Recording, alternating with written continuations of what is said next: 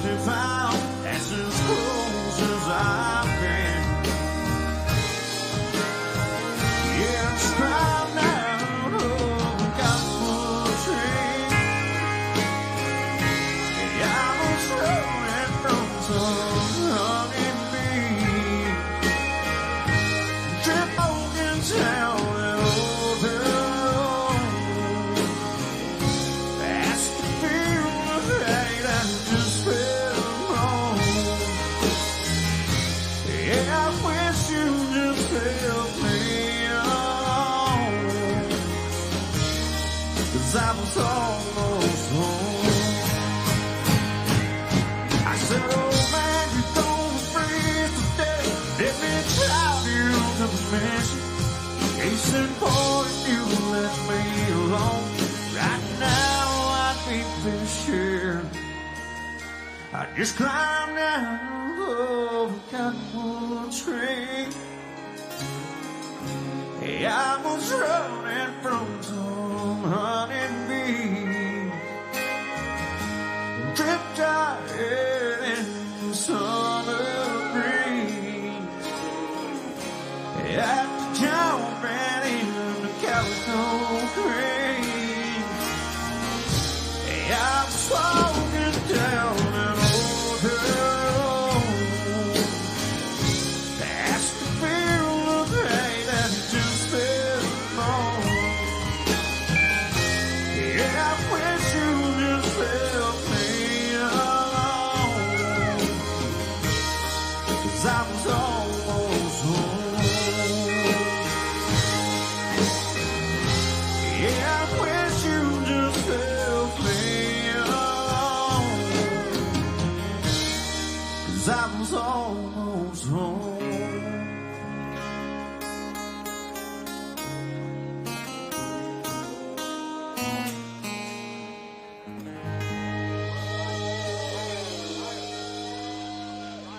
Thank you.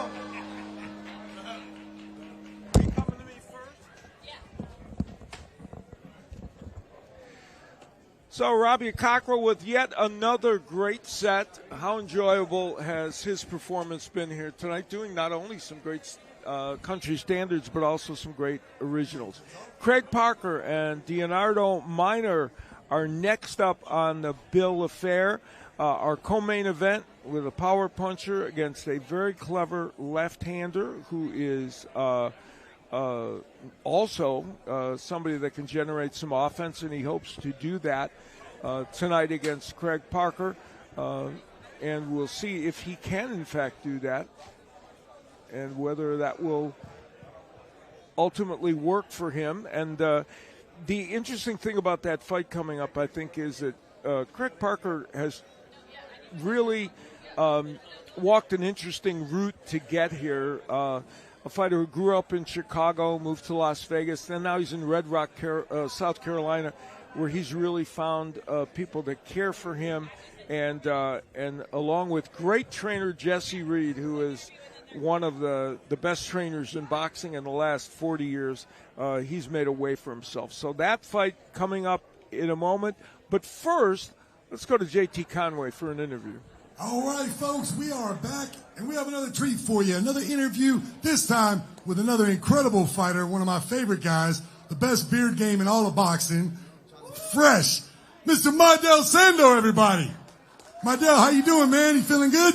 Man, I'm feeling great, man. I'm just out here, supporting the guys and feeling great.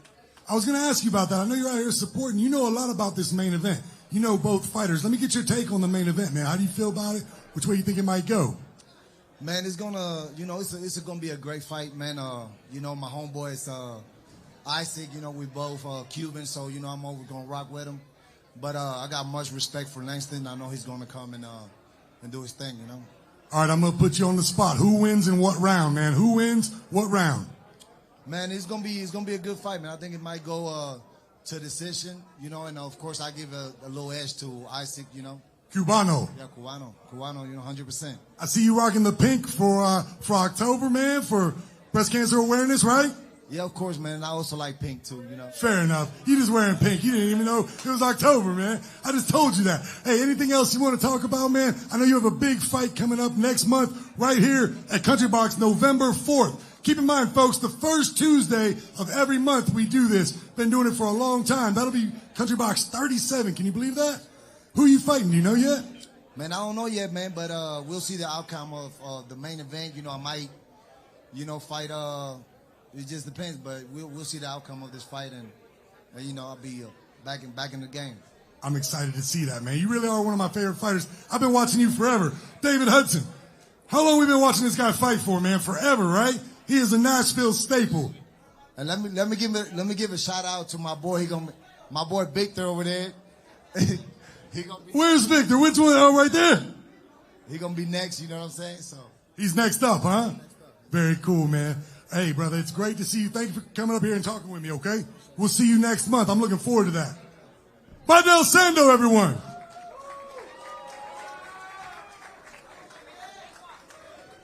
All right, the interviews are over, and it is time for your co-main event of the evening. Now entering the ring in the blue corner from Ulen, Texas, Leonardo Minor.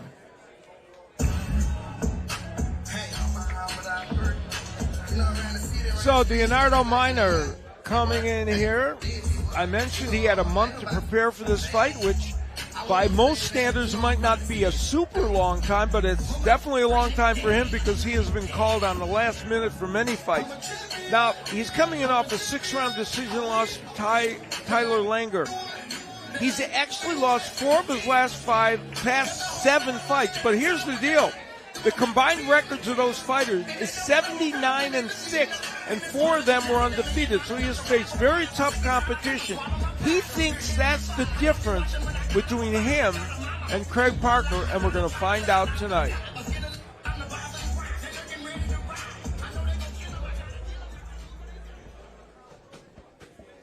And now, entering the ring in the red corner, fighting out of Las Vegas, Nevada, Craig Pressure Parker.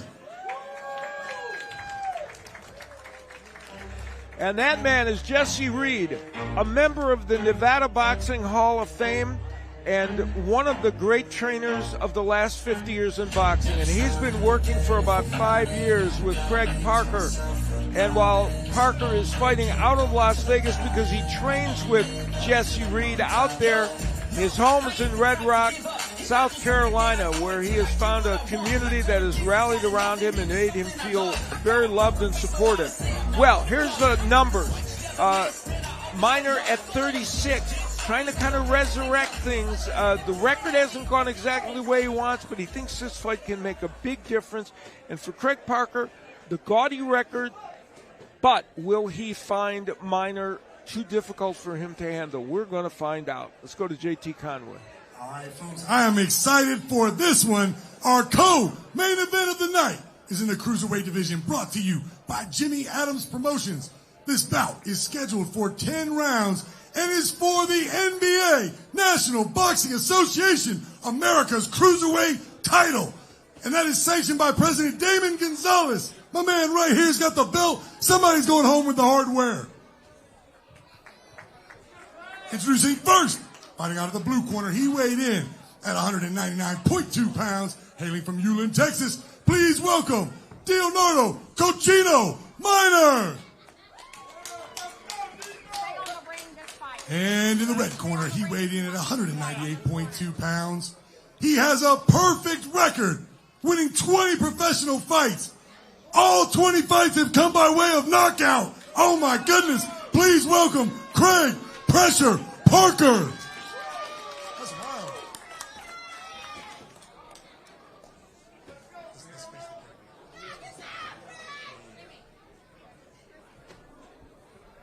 Escúchame un poquito, ¿ok? Mira de aquí para arriba está bien para usted. From here on up is good for you. Ya te di instrucciones en el vestidor. Espero una pelea limpia. I've given you instructions in the dressing room. I expect a clean, fair fight between the two of you. Touch him up if you want. Choking. Oh, I didn't see a glove touch. No glove touch. This is going to be a banger. Let's go. Well, JT is correct. There was no a glove tap. They opted not to do that. So we'll see how that plays itself out. Now, we mentioned Craig Parker starts fast. He has never gone past the second round. 17 of his knockouts have come in the first round. 3 have come in the second round. He doesn't waste time. And here he is on the inside trying to bang away against Miner, who right away backs himself against the ropes. I don't think that's what they want. Left hook by Parker. And again, here's Miner against the ropes, where we've seen so many of Parker's opponents early in the fight. So one I just show like pressure or Craig Parker was definitely ready when he came out. He almost missed his entrance, and he completely stared down his opponent. So this is going to be something to see. This is what he does every single fight. Now Miner is hoping to land something to push him back and keep him away. Miner is a good uppercut, and Parker can be hit with that punch. The question is, can he do it well enough to back him up?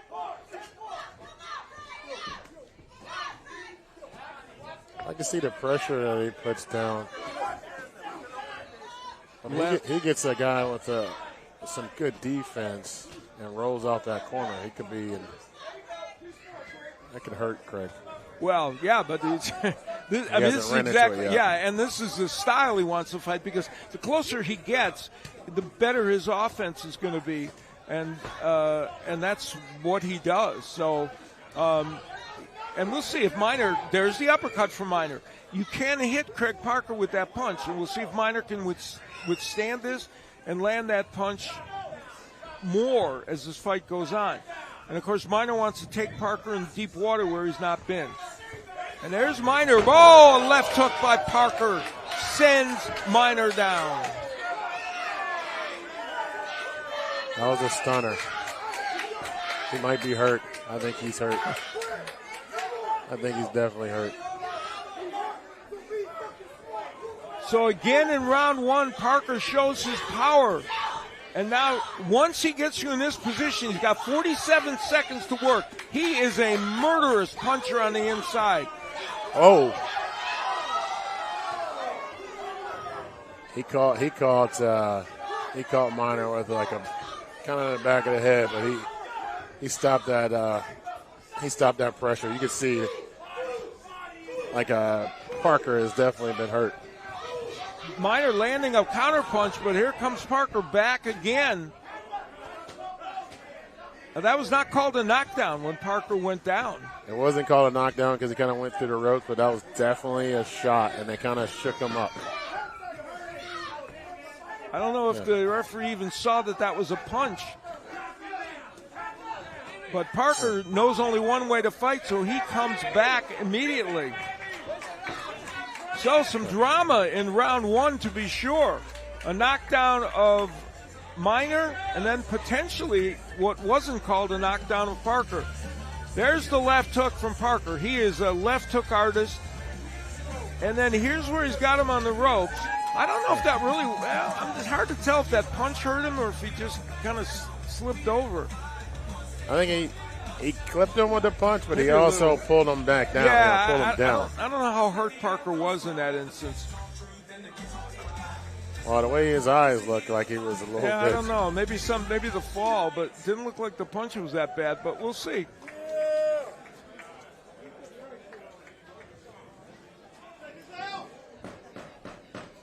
Well, it's a good thing that Miner is just standing up, so he's got his legs back under him, so we can see how he's going to handle it. Well, he got to round 2. 17 of Parker's opponents have not, but then 3 more have not gotten out of the second round, so we'll see. Parker jabbing his way in. Oh, that was a nice counter punch by Miner. That's what he wants to do. Make Parker earn every inch that he advances with. Yeah, well, Miner, he definitely needs to circle the ring and like box from the outside, because that looks like a weak weak spot for Parker in his defense. When he gets up close, he can use those short, powerful arms. Minor is landing punches of significance. And when Parker backs up, he doesn't fight backing up. So when he backs up, you know that his opponent has at least earned his respect.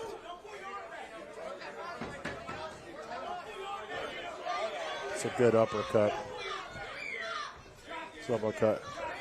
Minor wants to land his uppercut, and so does Parker. So Minor just got to get off the ropes. Yeah, the interesting thing is he's counterpunching well, but that's not the position he wants to be in. And here's Parker on the inside, but Minor, when he has room to punch, is landing some very good shots. There's the body work from Parker. That's one of his trademarks.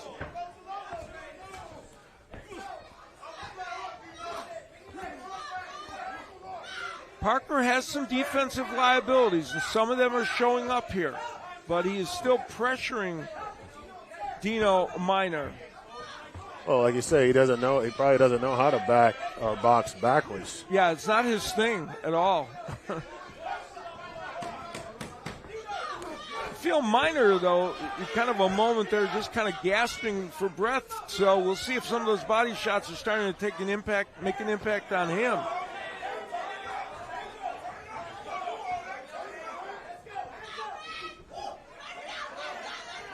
Minor doing a good job of getting out of the way and then landing some counter punches, but here comes Parker. Those body punches are thunderous by Craig Parker. One thing is, I'm not understanding why Minor keeps backing himself into the corner. Well, some of it is Parker pressuring him, and some of it is his own doing. Parker landed a really good right hand. So we're 26 seconds away from Craig Parker having to fight the first time in the third round. This is a 10-round fight. I mean, I don't know. I can see, like, Parker just a tad bit tired a little bit, you know. I mean, he's kind of breathing, through his mouth, so. Big left hook punctuates round number 2 with Parker again, though he had troubles early in the round, pressuring Leonardo Minor, who opts to stand in between rounds. And if he's going to stand, he should put his arms down. This corner should do that, you know. So this is the first time Parker is going to the third round. Correct. He got 7 more rounds, though. Yep. Minor believes that if he can get him into deep water in these later rounds, that he can get something done. We'll find out. Minor has certainly been longer distances than Parker, that's for sure.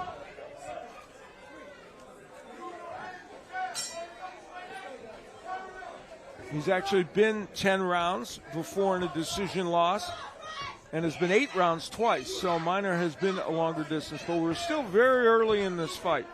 Parker's power has made itself felt. He knocked down Minor in round 1, and in round 2 landed some pretty good power punches. And now Minor here in round number 3, the fighter from Ulan, Texas, who came in with a 7-7-2 record, keeping things in the center of the ring against Craig Parker, 20-0 from Red Rock, South Carolina, also fighting by way of Las Vegas, and initially a Chicagoan, but right now the only location he's worried about is in that ring. And a good right hand counter by Minor, but Parker continues to come forward. Parker doing a smart thing by jabbing his way in. He's gonna have to. You want to jab his way in, and he can get in the inside. There's the hook downstairs by Parker, and boy, he loves to commit to the body work. Minor trying to get that uppercut in. Minor had 4 weeks to prepare for this fight, feels he had the best camp he's had in a long, long time because he had the time to prepare. Parker has controlled this round, and there's a big left hook by Parker. So in this first third round of his career, he has not abated with the pressure he's put on Minor. Parker's doing very well in this round. Some block, but a lot of punches getting through. Yeah, he's trying to finish it. Now the danger for Minor is that the referee will get trigger happy here and think that he's hurt when he may or may not be. So he better at least get out of there or punch back. Yeah, I think he's taking a little break. I don't think he's really, a whole lot of damage. He did get hit some, but you see how he's firing back now. Yeah, he is now, but he was getting hit with some big shots, and the referee was taking a long look at him. So the danger is that, and there's the big uppercut by Parker. So one thing, he got to stop backing himself into the corner. That's one of Minor's problems right now. Yeah, he hasn't been able to keep the fight in the center of the ring, and now he's even loath to get out of the corner. Part of it is fatigue as well. All those body shots from Parker, and Parker's slipping the jab very effectively. Left hook is coming. There's the right hook and the right hand, and an uppercut by Parker. We talked about the Minor uppercut, but Parker has a good one. Big shot by Minor. Did he hurt Craig Parker? Good moments for Minor at the end of the third round, but hardly enough for him to win the round. He was dominated through most of it. Turning into a fun fight. It's not really about who's in better condition and the body shots. I think that's going to be one of the most important things. Here was Parker landing that big left hook, and it was the left hook that sent Minor down in the first round. And Parker doing some good work. Now, not all that landing, but there's the hook that gets in, and a lot of the body shots were landing. Minor at the end of the round, while he kept taking this kind of punishment, was able to punctuate the round with 2 or 3 really good shots. We'll see if that bleeds into this round. So we're going into the fourth round, so again, this is a new area that Parker hasn't been in. But he's not really showing a whole lot of fatigue either. No, not yet. Took some shots at the end of the round, but let's see if Minor can keep the fight in this area. Leonardo Minor from Ulan, Texas, 7-7-2. Coming in against 20-0 Craig Parker in the black trunks, who is ranked by the WBA and feels he's only a couple fights away from fighting. Well, he hopes the next fight he can fight a contender. Minor landing some good shots. And a great body shot. Tremendous right hand downstairs. Parker may have hurt him with that right body. He did.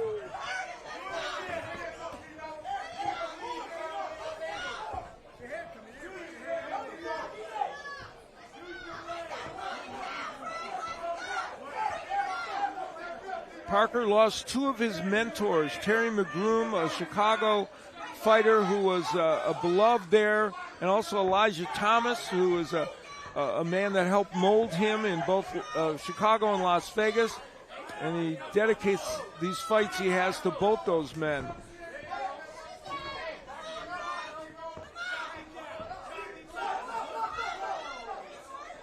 Headbutt. A clash of heads that created a cut over the right eye of Parker. Now, under the right eye of Parker, but over a big knot on the eye of Minor. Yeah, and Parker has a cut over his right eye. So, if this fight would be stopped at the end of this round, they would go to the scorecards because of that cut. If it's ruled a clash of heads, which I suspect it would be, yes. The referee is ruling it a clash of heads. So getting out of this fourth round from Parker's standpoint, because we think he's probably ahead on the scorecards, getting out of this round is important to him, and there's 1:22 left to go. But also, how can he handle this cut? Because he's probably never been cut in this. Well, that's the question, and that's why I said he's got to get through this round. He's taking a lot of hits right now. Minor is emboldened by the cut. Now Parker has this defensive issue is one that's dogged him a couple of times, and Minor going after him. One thing I think one thing that would help if Minor could go to the body. He hasn't really gone to the body. He's doing a lot of head work, but you got to chop a guy's body down. Well, at this point, he's got to do something in the next 33 seconds, because if they do stop this fight, he's going to lose a decision. He probably won this round, Minor, maybe, probably, but because remember, Parker got off to a blazing start in this round. Seconds remaining. Yeah, I don't think they're going to stop the fight for it, but it's a good test for Parker. Well, we'll find out how bad the cut is. I mean, they're going to, and right now, Parker gripping away with the left hook. So, lots of intrigue here. In round 4, a clash of heads that occurred somewhere in this vicinity created a cut over the right eye of Craig Parker as he was attacking. And remember, he had a great beginning to the first round. But then Minor, emboldened by the cut, was able to come back here and do great work against Craig Parker. I don't think he had enough to win that round. I would say probably, but that's a good question. And there is the cut, which is in a pretty bad spot, but that would end up being a close round because Parker did so well early, but Minor did well in the second part. And now the plot really thickens because Craig Parker took a lot of punches in that last round. He's in an area he's never been, and he's cut.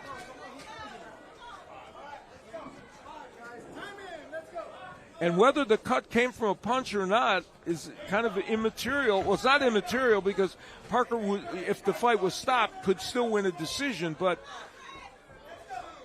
if he was stopped by Minor, it wouldn't matter. Yeah, let's see how he comes back after a cut. This is good, great work because he's never faced this. So this is good stuff.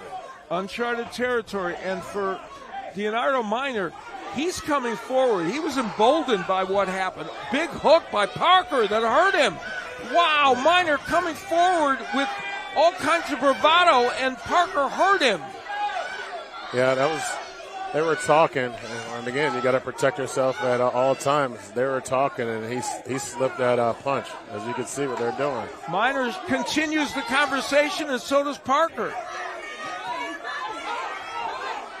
Still talking. Interesting turn of events. Parker's talking and not punching.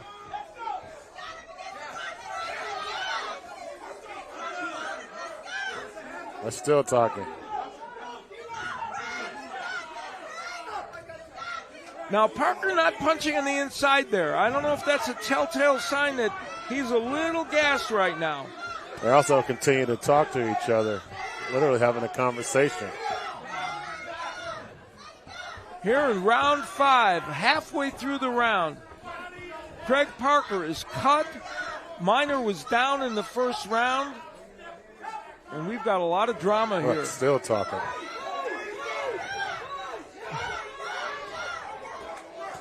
Now that's where Minor backed up against the ropes, who took a big left hook early in the round. Doesn't want a repeat of that. Parker doing a little less work when Minor's against that corner. They're still talking. Right hook by Minor.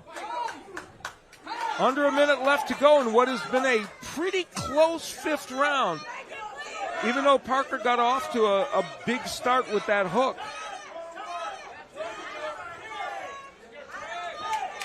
So 30 seconds.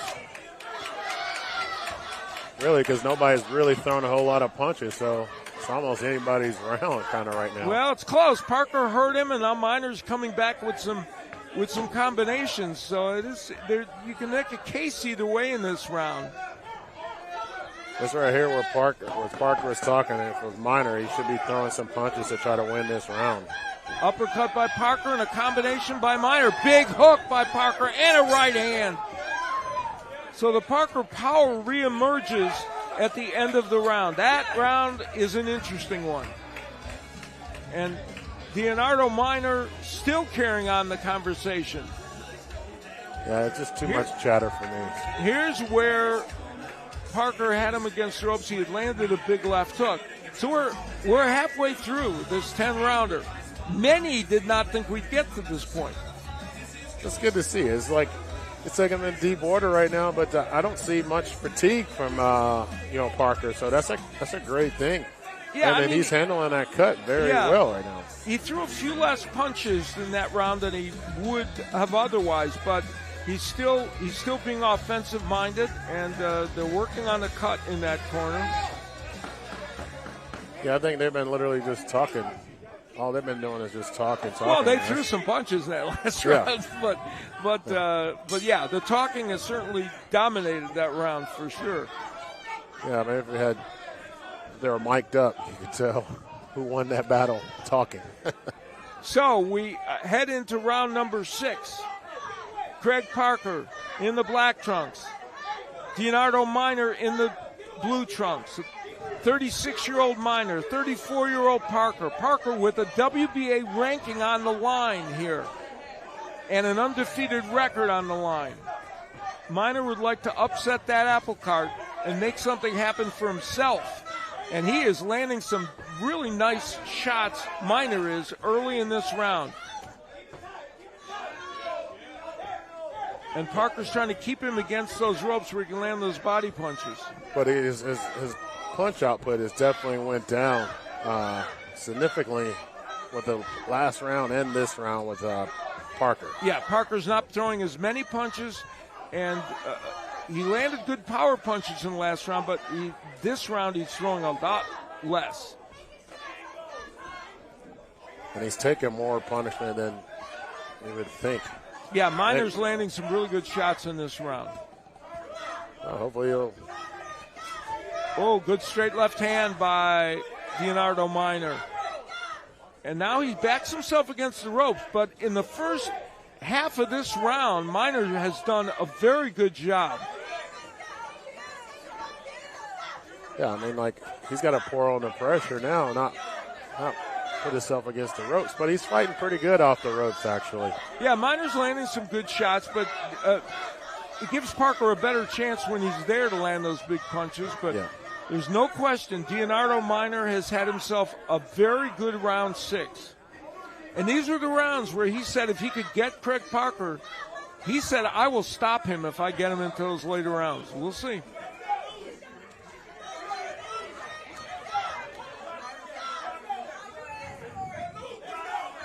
Parker's walking forward, but not throwing a lot and not throwing with conviction. Yeah, it's not a lot of power behind his punches at all. Now, Minor is not throwing big punches either, but he's throwing some. Man, you see that head sweat get knocked off of his head, so it looks good though, for the judges. And a big left hand on the inside by Minor. Low punch, low blow. Parker got a break, but the referee stopped the action at that point. I thought it was a couple of those that Parker threw. Seconds to go in round 6, and this fight becomes more and more interesting with every moment.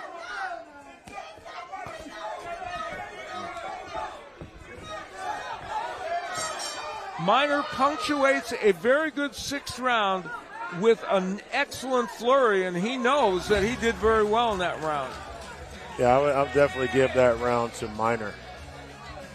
I don't think really Parker didn't show a whole lot, Parker he wasn't throwing anything with power. Yeah, he certainly less volume, and there were a few good power punches, but not very many. And so not as nearly as he's been throwing, the earlier rounds.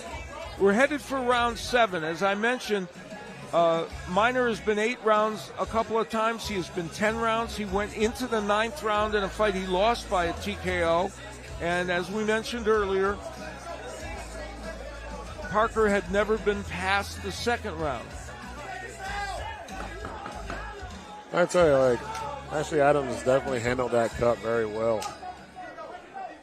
You know, it's not separating. It's not a ton, not a real gusher bleeder. So might have been better. Good. Parker might have been better off if they stopped this fight in round 5. We'll see, because he probably would have won a decision at that point. We'll see how it goes here. Parker moving forward, ripping a body shot, using the jab to work his way in. You can feel a little different body language. You can feel a little different approach from Parker in this round. Like he looks like he wants to land more power. We'll see if he can. Yeah, I mean he can easily. I know he's up on the scorecards because he got the 2-point round, the knockdown. But Minor has certainly won several rounds. Definitely won the 6th. So he's probably still leading on the cards, but it could be close. If Minor takes these 2 rounds, takes these next 3 rounds. Oh, this fight's well within his reach. Yes. Yeah, well within his reach. I don't see the power. I think maybe Parker might be tired. Minor being physical, pushing him back. And that's what we haven't seen. You know, the pressure is on. Minor just looking for places to place his punches, and Parker unable to get off offensively very effectively. It's funny now Minor's backing himself against the ropes strategically to try and counterpunch Parker. Yeah. Will it backfire on him? So far he is winning these exchanges, Minor.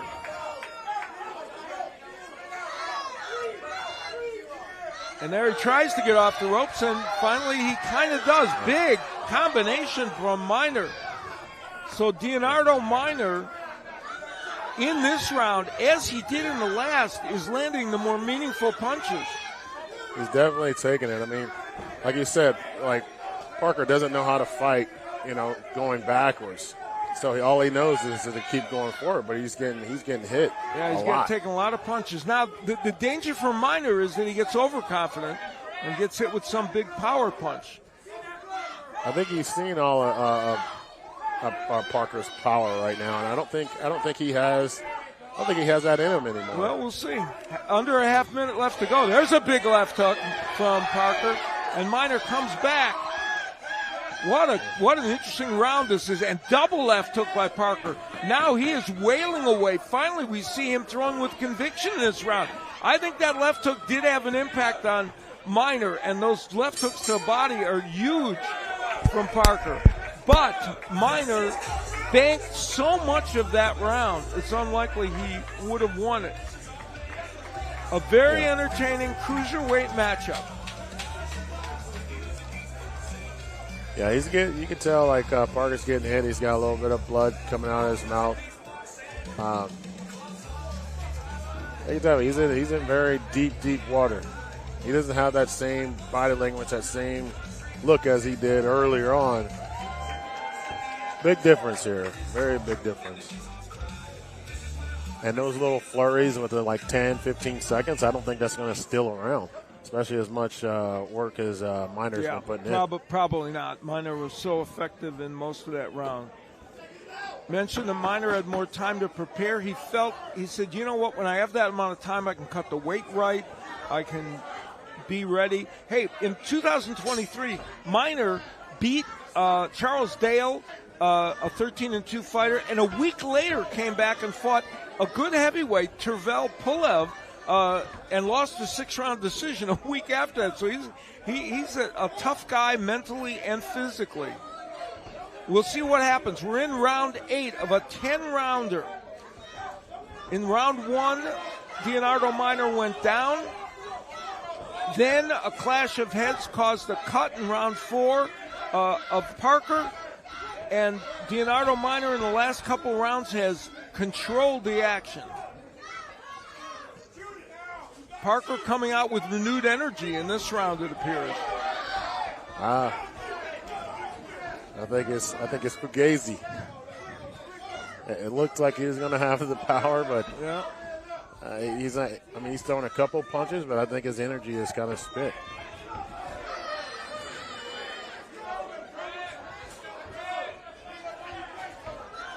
I mean, you look at his punches; they're not. And then really, right now, I think Minor is getting a little too confident. If Minor just, because he's still like those punches right there. That right there. That's what Minor needs to keep doing to be able to win these rounds. Well, yeah, the volume is effective for him. But we know that we're going to know that Parker's going to come back with a little explosive little flurry that could woo the judges. But if Minor keeps up for the next, minute and a half. Minor's volume has been much better for sure. Parker with a nice right hand. But right now, I think this round, Minor has definitely slowed down a little bit. Yeah, he's still punching more often, though, and landing more. But there's the double left hook from Parker. And that's still a dangerous weapon for him, even with Minor controlling these rounds. But that's his little burst. I mean, how many can he put together with like that?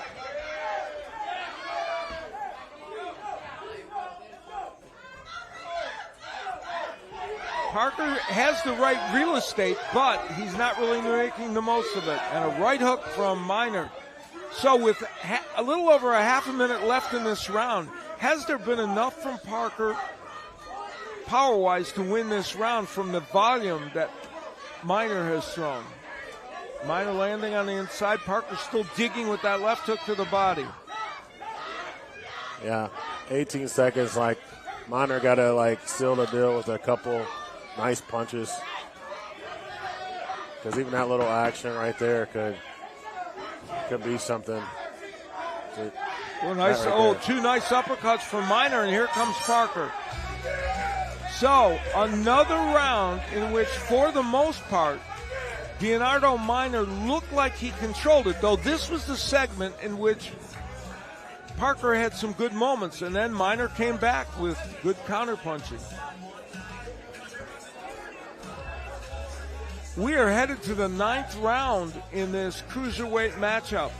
And a reminder, Craig Parker had never seen the 3rd round coming into tonight.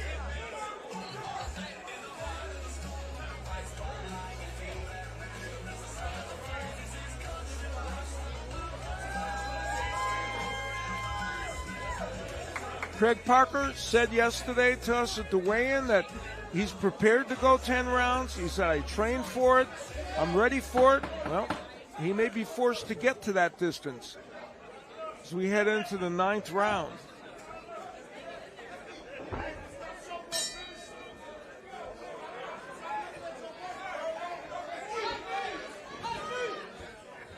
Well, they didn't touch gloves in the 1st round, but they did before the 9th, so a little respect shown by both fighters, despite all the jawing they've done with each other. Good and straight left hand by Minor. Al Bernstein along with Albert Hainsworth as we come to you on this Showbox 36, which has provided us with lots of fun action, and boy, it's continuing in this fight.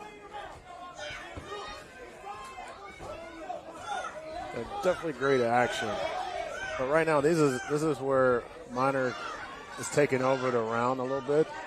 But Parker, he got to put together like a little flurry or something. Well, here he comes. Big body punch, and then he just barely missed with that hook.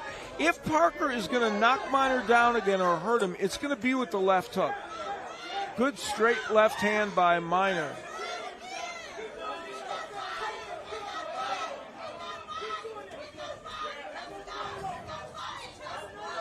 And it's worth noting that all the body work Parker has done, and boy, he's done some good body work. While it has slowed the movement of Martin, it hasn't paralyzed his offense by any stretch.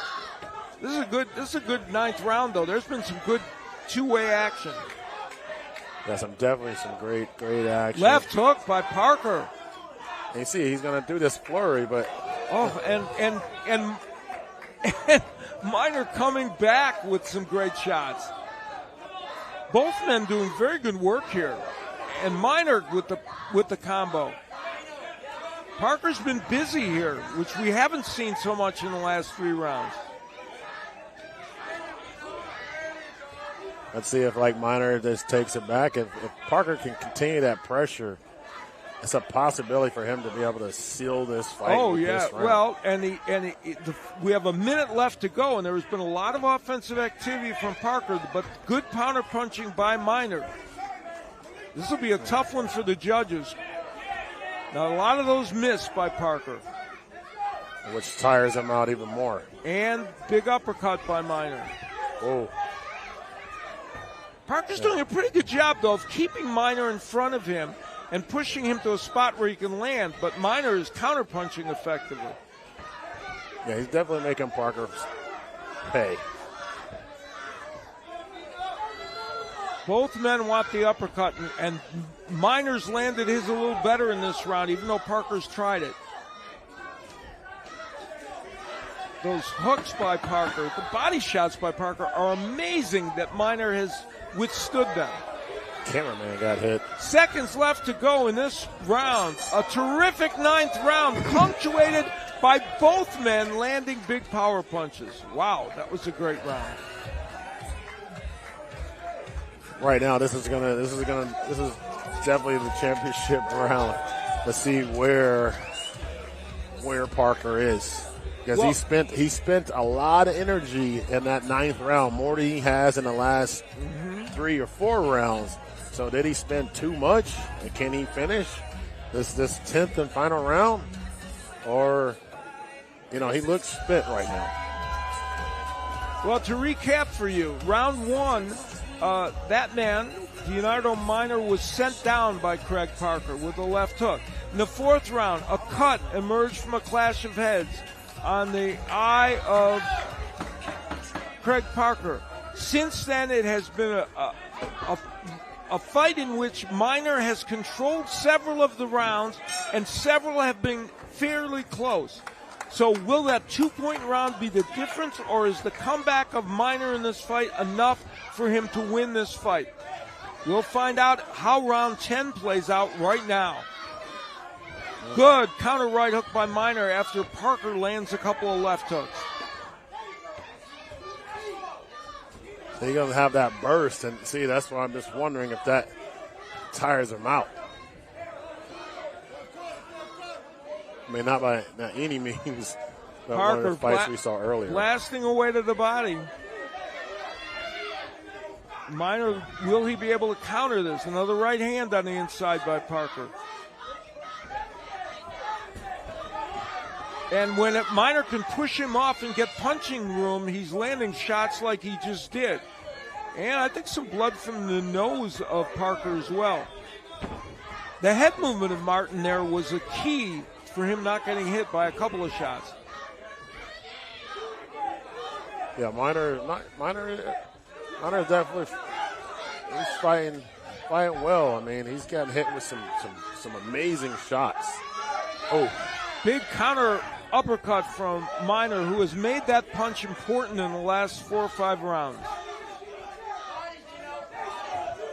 Minor has been 10 rounds once in his career, a decision loss. Parker in very uncharted territory, never having gone past the 2nd round. And now we're still got half the round to go. And big left hook downstairs, and then Parker and Minor responding. Oh. That hurt. That definitely. That shot hurt Minor. It's that last shot. Well, and he's still punching back and landing against Parker. I mean, he's landing a lot of punches here in this round. But Parker landing some big power punches.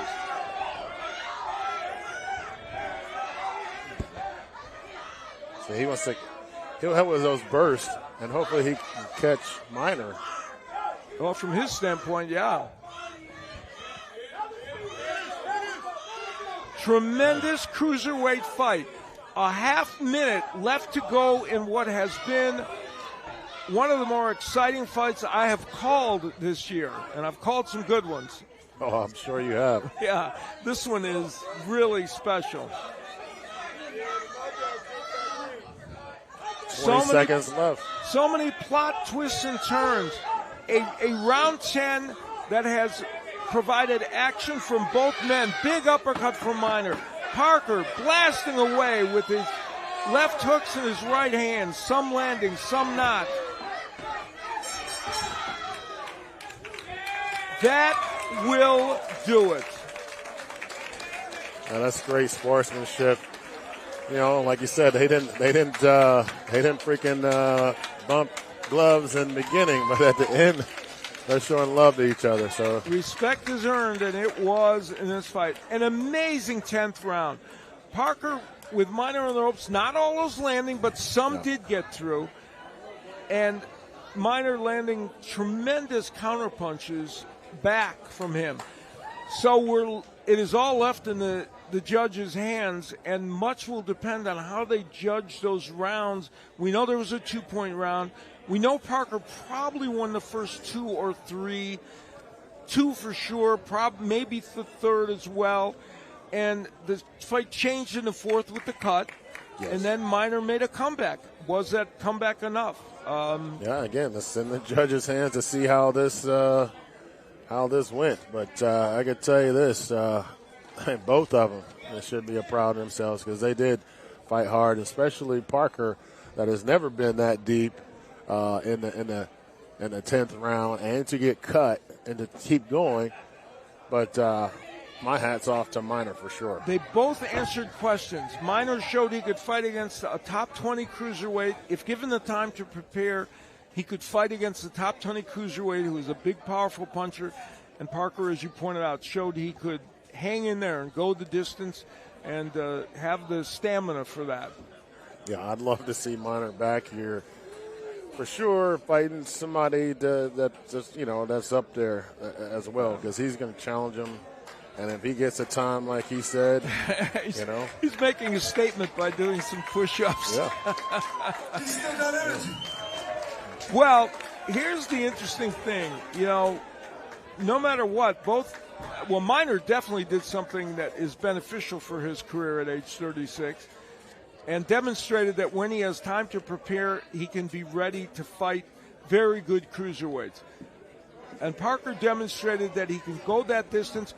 One of the dangers for Parker is that his defensive liabilities were on display tonight. Yes. And against a bigger puncher, that could be an issue for him, even if he wins this fight and moves on to face some contender. So lots of questions answered, but a lot to be asked as well.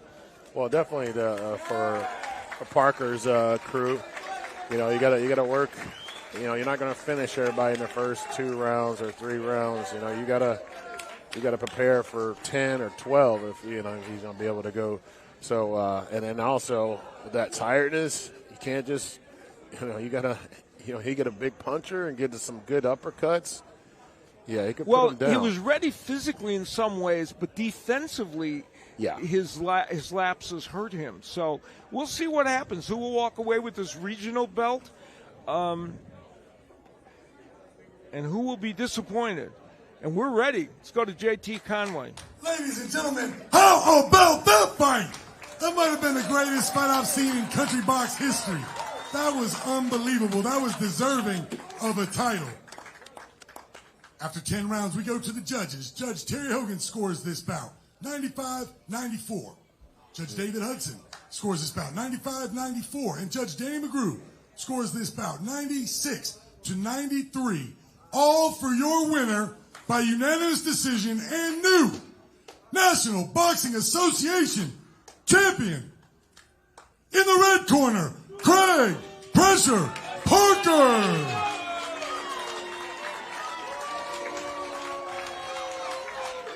Well, the 95-94 scores are quite palatable.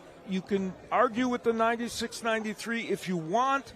Of course, there was that 2-point round that was a part of it. So you'd have to go back and revisit this fight completely, round by round, to decide.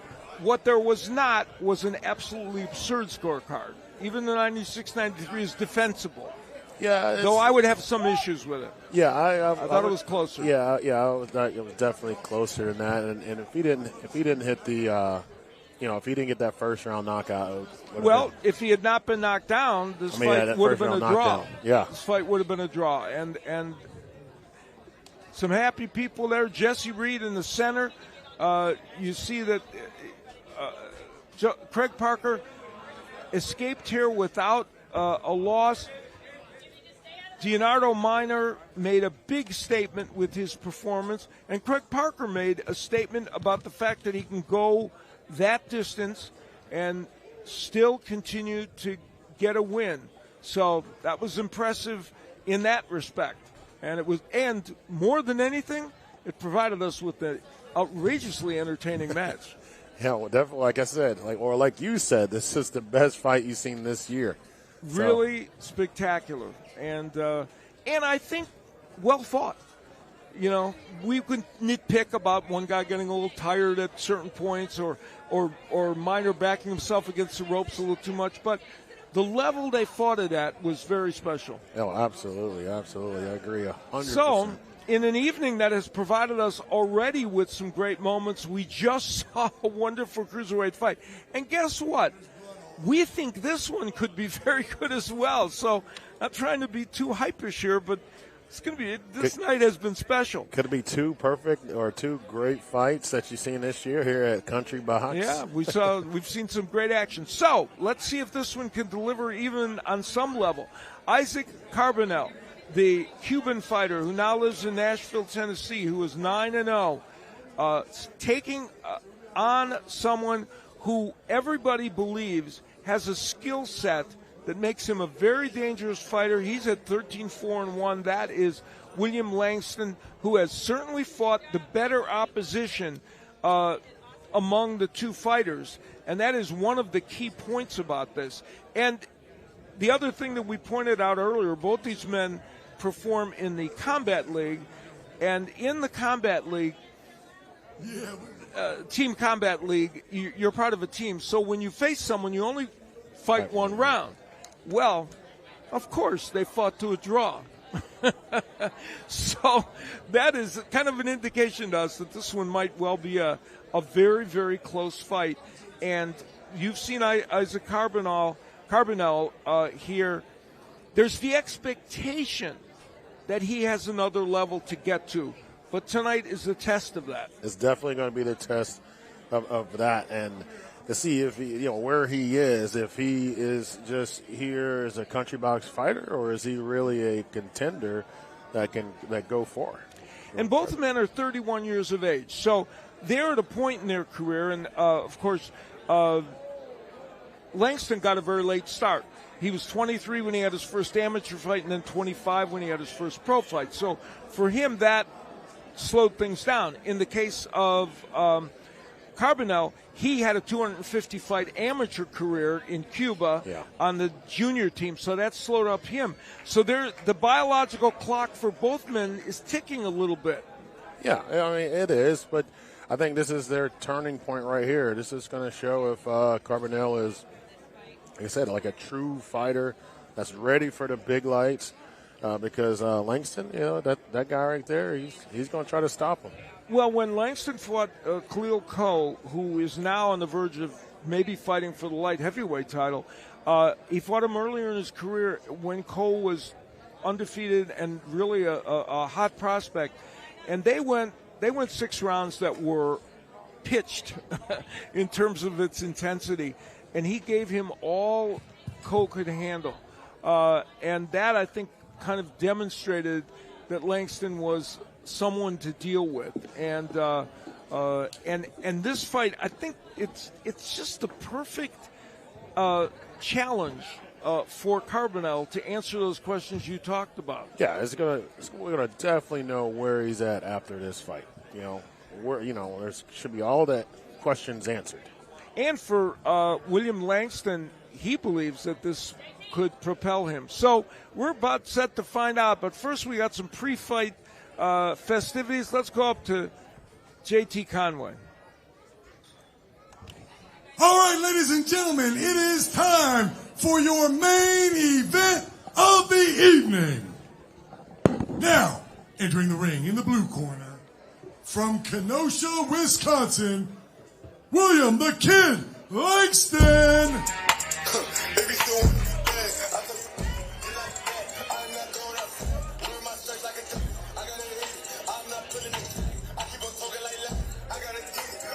Here comes William Langston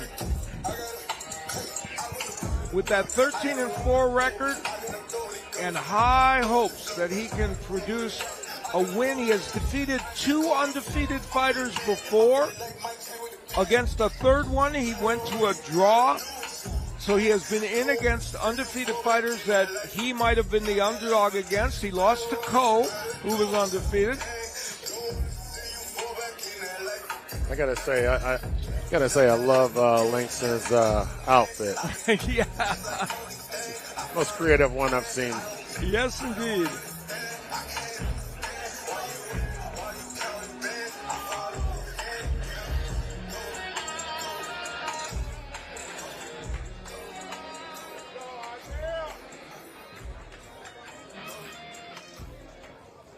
And now, entering the ring in the red corner, fighting out of Miami, Florida, by way of Cuba, Isaac Carbonell. Carbonell, who came to Miami from Cuba and has also been here in Nashville, where he has lived. Now, a key point, it's been almost a year layoff for Carbonell. His last fight, a third-round TKO over Antonio Luis Hernandez, right here on Country Box. And this is his 4th straight Country Box appearance. So this has certainly been his home turf and a place where he feels comfortable fighting in this building. And he started at 9 years old, those 250 amateur fights, all leading us here. The numbers, extraordinarily similar. Same age, same height, the reach is similar. The only difference being that Carbonell is a lefty. All right, ladies and gentlemen, tonight we would like to introduce the promoter of this, the 36th edition of Country Box, and in my opinion, very well, maybe the best Country Box I've ever been a part of, Nashville's own promoter extraordinaire, the one and only Jimmy Adams. And while y'all are clapping, hey, if you like these fights tonight, it is because his beautiful bride, Miss Ashley Adams, was the matchmaker tonight. Please keep your hands going for Miss Ashley Adams. All right, folks, and if you would, go ahead and stand for me. We'd like to recognize tonight the Pledge of Allegiance, which is maybe my favorite part of each of these events. This is going to be led by the daughter of Jimmy and Ashley. Let's go ahead and stand, folks, if you will. Please welcome Addie Adams. I pledge allegiance to the flag of the United States of America and to the republic for which it stands, one nation, under God, indivisible, with liberty and justice for all. Beautifully done. As always, she's a pro's pro. All right, folks, and if you would, please remain standing. We're in for a treat. This has been a star-studded night tonight, folks. Like I said, we have Al Bernstein here, Albert Hainsworth. We got Austin Dulé in the building. Clayton Q is here. I mean, this place is packed with stars. Maybe none as big as our national anthem singer, the first female member of the legendary rock group Boston, friend of Platinum Planet Records. Please welcome singer-songwriter Kimberly Thumb. Thank you. Oh, say, can you see by the dawn's early light what so proudly we hail at the twilight's last gleaming, whose broad stripes and bright stars through the perilous fight o'er the ramparts we watched were so gallantly streaming. Oh, say does that star-spangled banner yet wave o'er the land of the free and the home of the brave.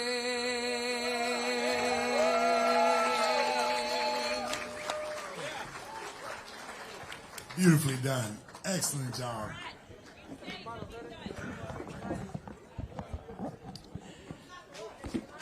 And a look at the numbers again of these two fighters. As we said, very, very similar. And 100% carbon copies of each yes, other. they really are. And again, except for Carbonell being the lefty, and from a skill set standpoint, almost exactly the same as well.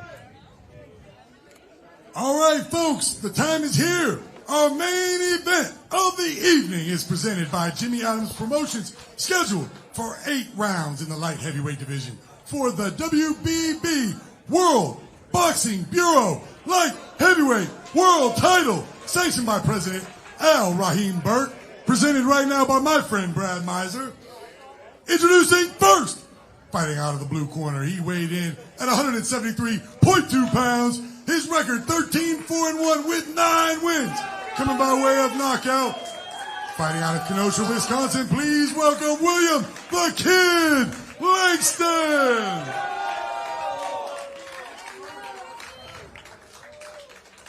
And in the red corner, he weighed in at 173.6 pounds.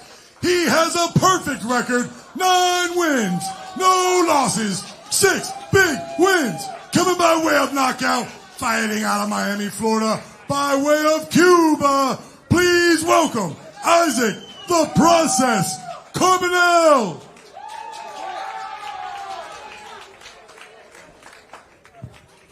Right here, guys. I gave you instructions in the dressing room. I expect clean, fair fights. Pero una pelea limpia, te di instrucciones en el vestidor. Mire, de aquí para arriba está bien para usted. From here on up, it's good for you. All right, touch them up if you want. All right, 2 corners, guys. Time for the main event. Let's go.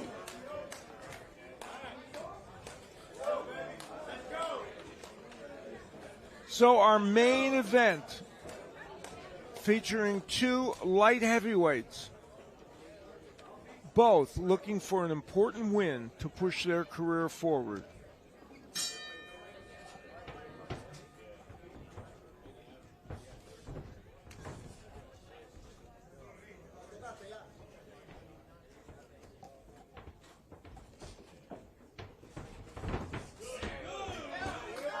William Langston is 7-1-1 in his last 9 fights. He has come in here on a wave. Of course, Carbonell 9-0, so he has continued to win all along during his pro career. Good jab by Carbonell. That is his calling card.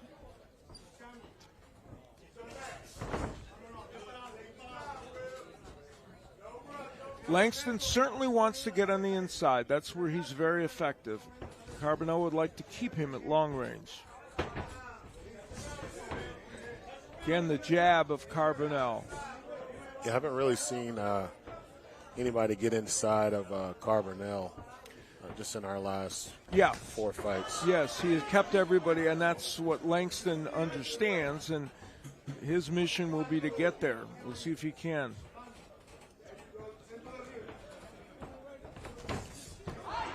Scheduled for 8 rounds.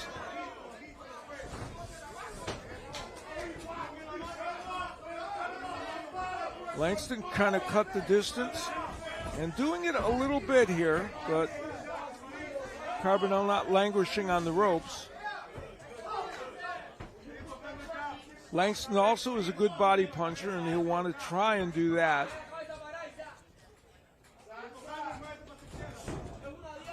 Cleo Pendarvis, who is a common opponent, both men beat him.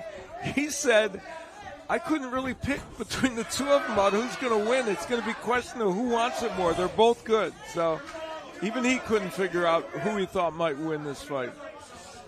Carbonell has boxed effectively in the first couple minutes. There's Langston going downstairs.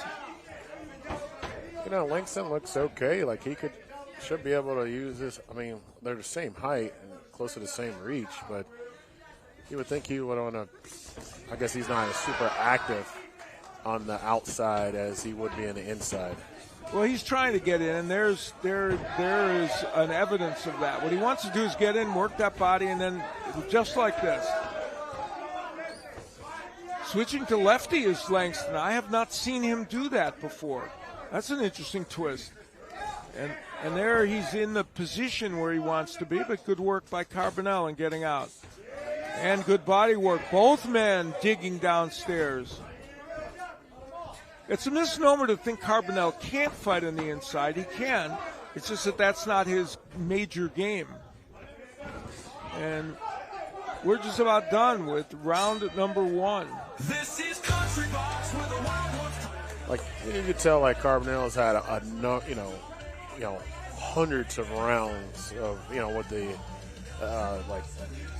with amateurs, and he only 9 or this is his 10th fight for this, but you could tell he's like a very polished fighter that he could do a lot of different things. Yeah, he's got great background with all of that. So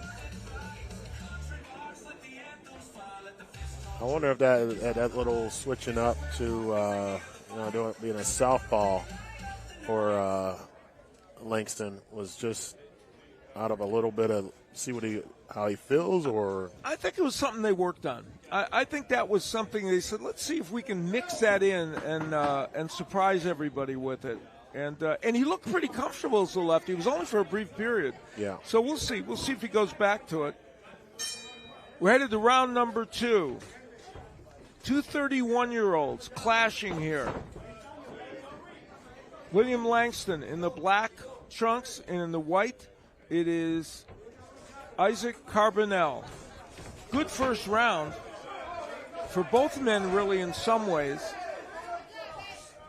And there's Langston. This is the place he wants to be. But Carbonell does a very good job of wheeling away, and that's going to be key for Carbonell. Carbonell showing the hand speed that he has displayed in previous fights here on Country Box.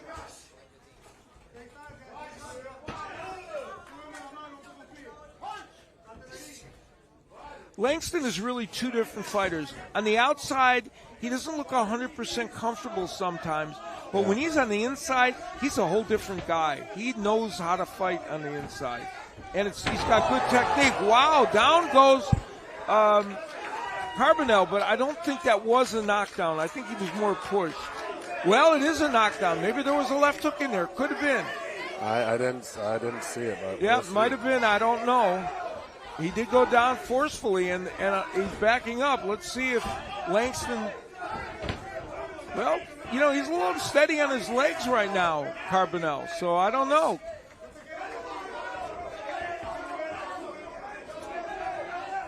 Either way, it was called a knockdown. That makes this likely a 10-8 round for I didn't see a punch, really. I mean, that's there's a different demeanor in Carbonell right now, so it's possible he was hurt by a left hook. He's getting nailed with some good shots now, and a big right uppercut by Langston. No question, Carbonell is a little bit off his game here, but trying to get himself back. And Langston switching to lefty again, and a right hand by Langston. Oh, left hook, and that sends Carbonell down. Maybe a 10-7 round. With 2 knockdowns, it could be, and the question is, will Carbonell get through it? There's 41 seconds left. Oh, and he's unsteady on his legs right now.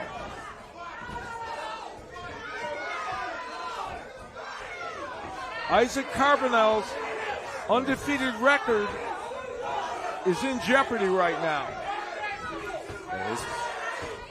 And he's holding on. Seconds left for him to get through this first round. In a night full of surprises, and we got one early. Big uppercut by Langston. Oh, he looks super unsteady right now. He had to be helped up by the ref. That'll do it for round number 1. one in which William Langston made a statement. I gotta wait to see this replay. I want to see this.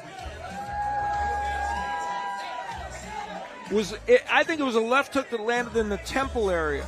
Now, there's definitely was a punch there, and he was not. There it is. See, and that hit him. What happened, Albert, is that hit him in the area where it affects your equilibrium. And that's why, and you notice how his equilibrium was in trouble when he got up. So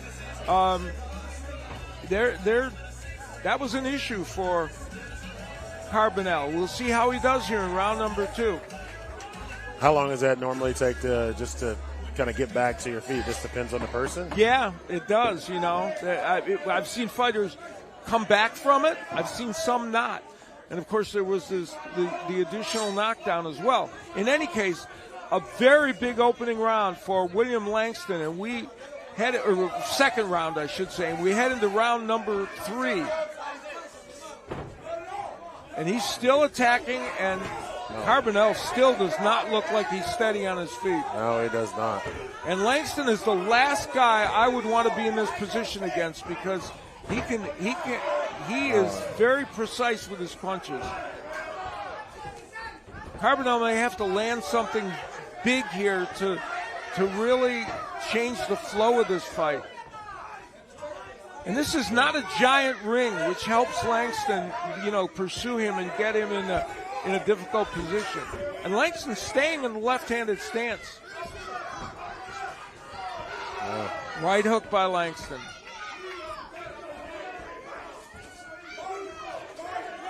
Carbonell's complaining about it. I don't see the back of the head shots. Yeah, I don't really see. Now, maybe the first knockdown might have been in the back of the head, but I don't see this as a repeated. I think he's feeling like he's still super wobbly.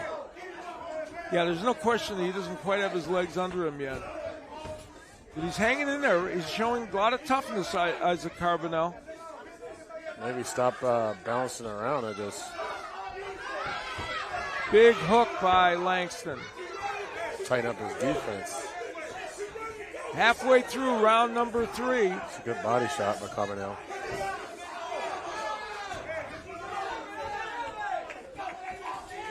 And very little, not enough movement from Carbonell to prevent Langston from landing big shots right now. And you look at Langston. Langston's not even really, kind of stressing. He's just standing in front of Carbonell and just throwing a couple punches. He's a very patient fighter, Langston, and he's precise with his punches. Yeah, he don't have a lot of wasted punches. Yeah. Big uppercut by Langston. So 31-year-old William Langston having his way, but Carbonell is landing some pretty good power punches, and those were the best punches Carbonell has thrown in a round and a half. Let's see if that makes a difference. See, he's kind of getting his legs back a little bit, as long as he doesn't get hit again. Something. Uppercut again by Langston. That's one of his favorite punches. Double-edged sword for Langston. He can be hit with that uppercut, but he's got a great uppercut. Seconds remaining only in what has been a pretty good round for Langston here in round number 3. And, of course, he had a phenomenal round in the second. It seems like Carbonell is... He keeps asking the referee for help there, and the referee shook his head. No, I don't see a foul. Yeah, I haven't seen any back of the head other than that first one. Yeah. The first one it landed partially, but yeah. So after 3 rounds, for that man, Isaac Carbonell, there is certainly urgency. Round number 2, 2 knockdowns by William Langston, which could make it a 10-7 round and likely would.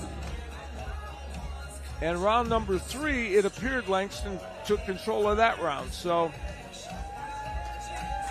yeah, in this 8, and remember, this is an 8-round fight, not a 10-round fight. So, the rounds left for Carbonell to try and make up that 10-7 deficit, assuming the judge has scored it that way, is not a lot. Yeah, I still don't think he's super stable on his feet even right now.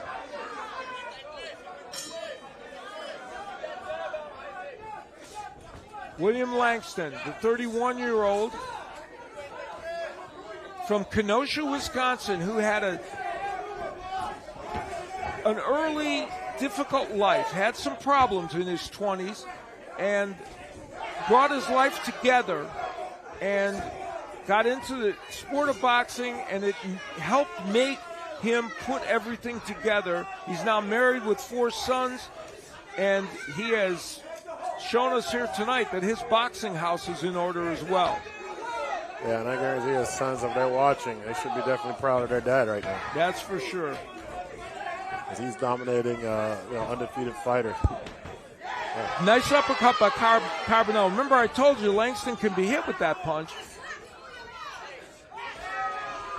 Looks like Carbonell's getting his legs a little bit back under him, but he's going to have to score a knockdown to catch up.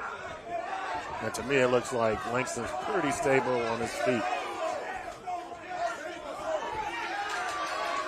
The Carbonell jab, which was very good in the first round, comes back a little bit, but again, he's languishing on the ropes, and that's not a good place for him to be. The right hook of Carbonell has been a pretty good punch in this round.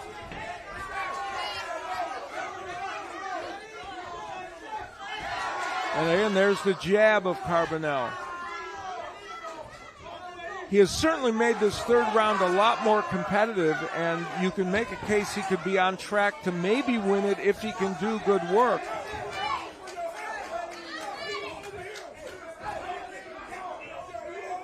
Well, the warning that Carbonell wanted against Langston comes to him for holding.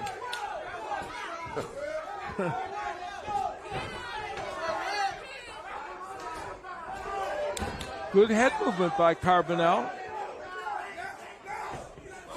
And a good counter left hand and a good right hook by Carbonell. He's done some good work in this round. Certainly his best round since the first round.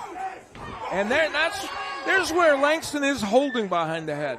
I have to say, and that's part of what Carbonell's complaining about, and the referee does give him a warning for that. Under a half minute left to go in what was a better round for Carbonell, but he got hurt with that right hand, I think, or at least stunned. He definitely, his confidence got zapped a little bit, but it looks like he's getting his legs back, Carbonell. Yeah, the danger is you feel like Langston could still hurt him. Oh yeah, absolutely. And that's where it's an issue for Carbonell. We're halfway through this 8-rounder. Sure. Which seems like it's flying by. Yeah, this fight is definitely flying by. And there's been a lot that's happened in this fight. A 10-7 round, most likely, in round number 2 and I'm not exactly sure why. Yeah, a little late. Yeah, you would think that would have come right after those knockdowns. Yeah, absolutely. And maybe in the round after that, but at this juncture, that was a little surprising. In any case, we're into round number 5. That could be the little break that Carbonell needed, too. It actually may have been beneficial to him. And although he had momentum a little bit from the last round, nice right hand by Langston, and Carbonell battling back. Both men throwing big power punches now. Langston continues in the left-handed stance, and now he's back to righty. He's been extremely effective against Carbonell, and I mean, Carbonell is hitting Langston with some good shots, but he keeps continuing to walk forward. Langston now here he's got him on the ropes. Langston has not been able to get Carbonell in a position where he's standing on the inside for a minute or so to throw his big punches. That's where he wants to be, but good counter-punching by Carbonell.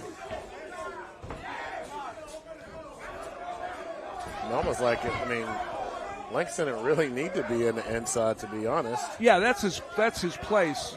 Even though one of the knockouts came, he's getting in there a little bit now, and he wants to land body punches as well. Boy, I'm surprised he stayed lefty this long, but it has not been bad for him, but I think he's more powerful from the right-handed stance. I think this is definitely. I think it definitely messed up. Messes with Carbonell.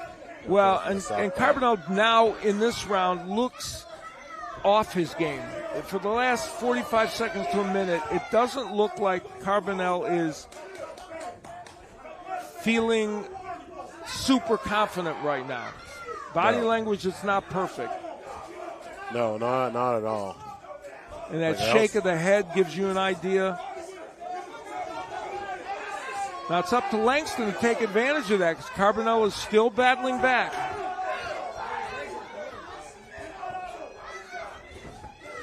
Good right hook by Langston.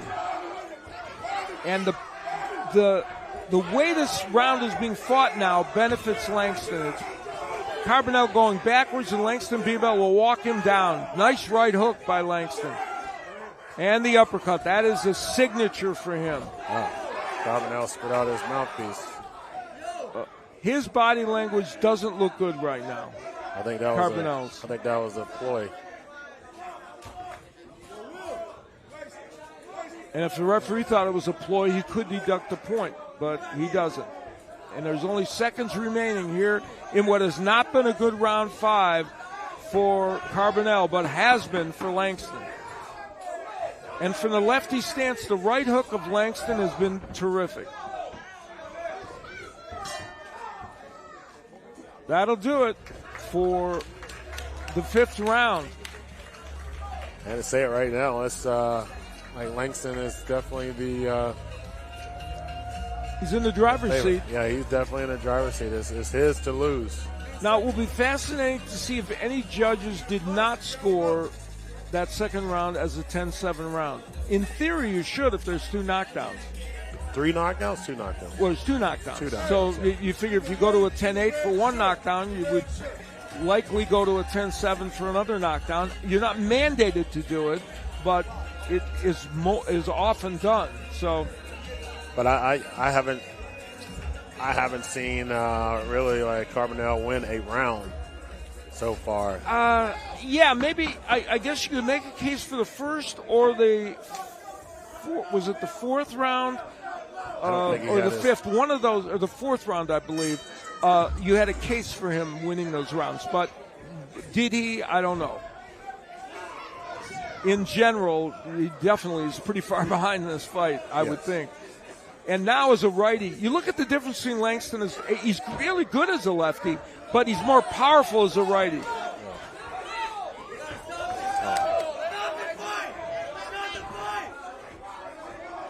But he's back to lefty, and he can land punches as a lefty.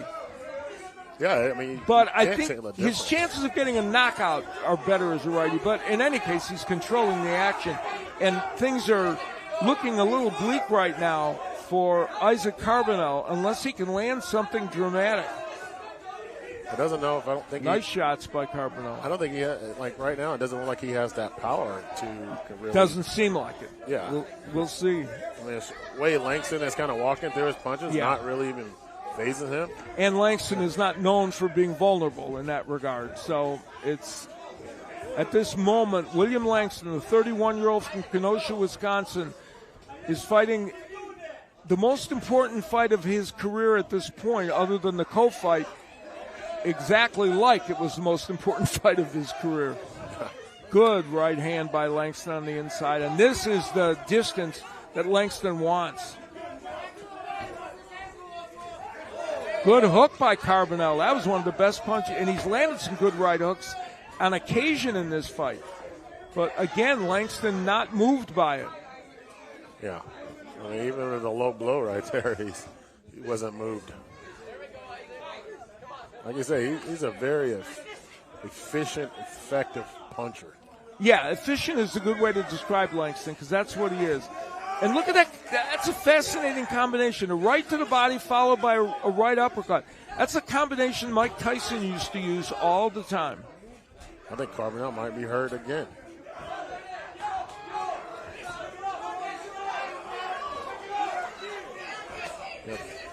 Less than a minute left. There is no question that Langston is making another statement in this round because he has been really controlling the action. And a good right hook underneath to the body by Langston.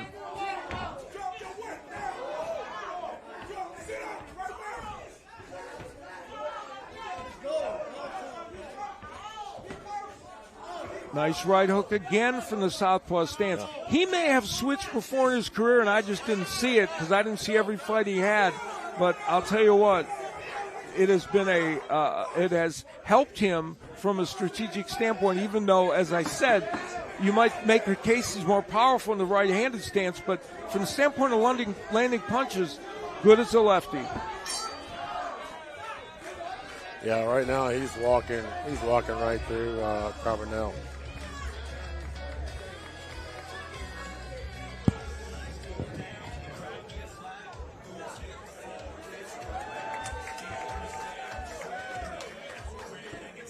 Two more rounds, supposedly. That's what the schedule says.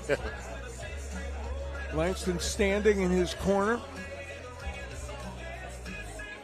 Langston has been 8 rounds once in a loss to Lawrence King.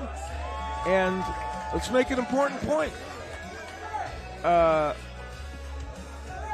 Carbonell has never been 8 rounds. He has been 6 rounds twice.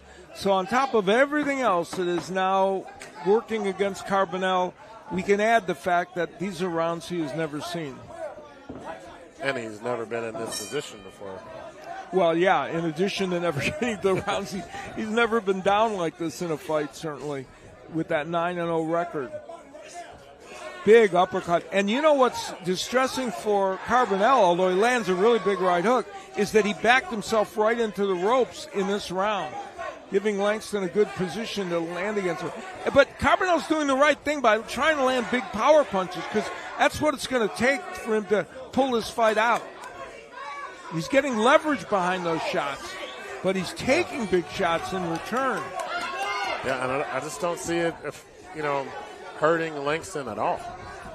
Maybe those good shots, they're not affecting him. And then, you see, he's bleeding out of the mouth now. Carbonell. Langston continues to walk through those punches. A minute gone in this round, and Langston continues to move forward.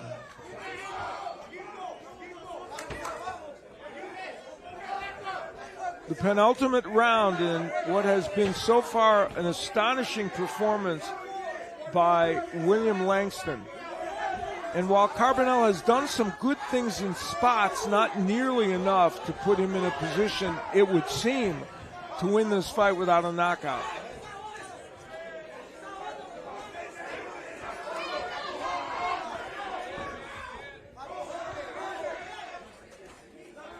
I mean, you can tell, it looks like Carbonell is a more super tired fighter. Yeah, fatigue as well as the fact that he's been hurt on a number of occasions. There's the uppercut from Langston that he has landed so much. And again, Carbonell tries that right hook and gets it in, but it doesn't do enough damage. Yeah, Langston's walking right there. Oh, wow.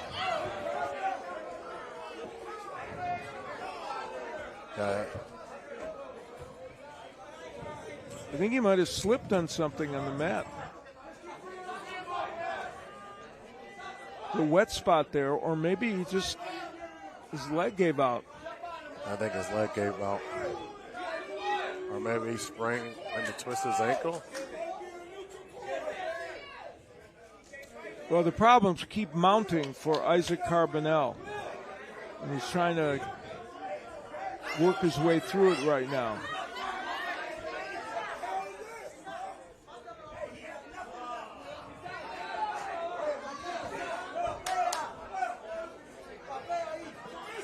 The Langston corner is trying to get them to stop this fight, and of course that's a long delay for something that wasn't created by the other fighter. Well, we resume here in the 7th round, and Langston resumes what he's been doing. Yeah, right now it's good. Even though Carbonell's definitely on the losing end of this fight, he's still kind of not giving up. No, he's trying to land power punches. He did that early in this round especially. He came out to try and make a stand. And he did land some power punches, but it wasn't enough to slow Langston. And there's a right hook that he tried, and a good straight left hand that landed from Carbonell, but he's taking so many shots in return. Yeah. So 7 rounds into this 8-rounder, it has been a picture-perfect night for William Langston and a nightmarish night for Carbonell. And there's where Langston continued the attack. And we head into round number 8, and I think unless you've never seen a boxing match before, you would know that Carbonell needs a knockout to win this fight. I'm pretty sure most everybody would agree on that.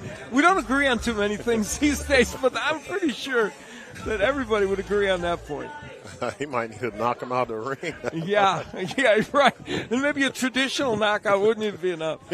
Well, we'll see how it goes. For Carbonell, we're it's a very difficult situation for him, and I'm sure at this moment a disheartening one. And he'll try and come out and see if he can land something impressive. I guess. Oh, they're trying to. That may have been what created the foot issue for him. There is a wet spot there. We'll see.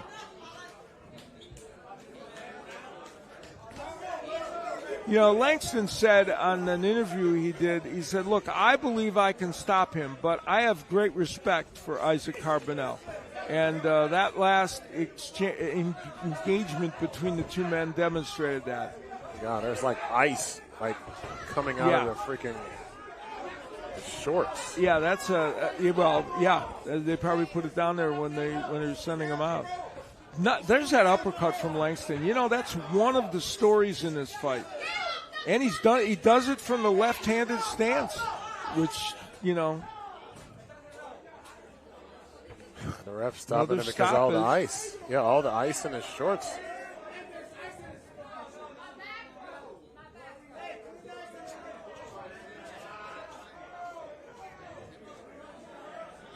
Well, they're making sure they can shake the ice out. Oh, boy. You know what? And it kept coming out as he went across the ring.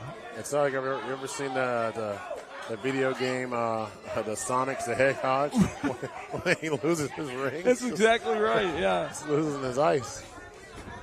Well, here we are in round number 8, and Langston continues to fall forward. William Langston, the 31-year-old from Kenosha, Wisconsin, trying desperately to close this out. And we're still looking for ice. Still looking for ice. We've had a little bit of everything tonight on every level.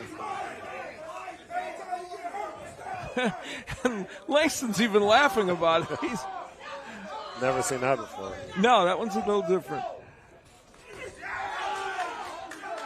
And Carbonell, in some ways now, is in a little bit of a survival mode. Oh my God! But he hasn't been totally, because he's been trying to land power punches. But now, he's trying to land that right hook, and Langston posturing, and more ice comes out. That's how you see everything at. You can't make it's true, or in boxing in general. You cannot make this up. This round had lasted a long time. I hope they stopped the clock, otherwise. They stopped it. Yeah.